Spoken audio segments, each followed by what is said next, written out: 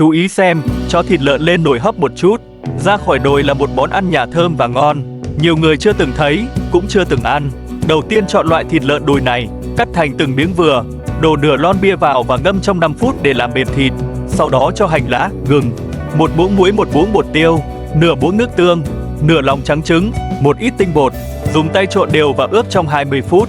Đun sôi nước và hấp trong 8 phút và lấy ra. Dầu nóng đổ thịt lợn hấp vào. Mở lửa vừa và nhỏ, từ từ xào cho đến khi bề mặt hơi cháy xém. Đổ vào cái này nó là bột muối ớt. Cuối cùng lửa lớn xào vài cái cho ngon. Mình thêm ít mè là có thể ra khỏi nồi. Làm như vậy thịt lợn chiên muối ớt rất thơm và mềm. Kết hợp với một chút rau diếp còn ngon hơn. Tốt hơn nhiều so với thịt chiên bên ngoài. Nếu thích mọi người hãy tặng mình một like. Cảm ơn.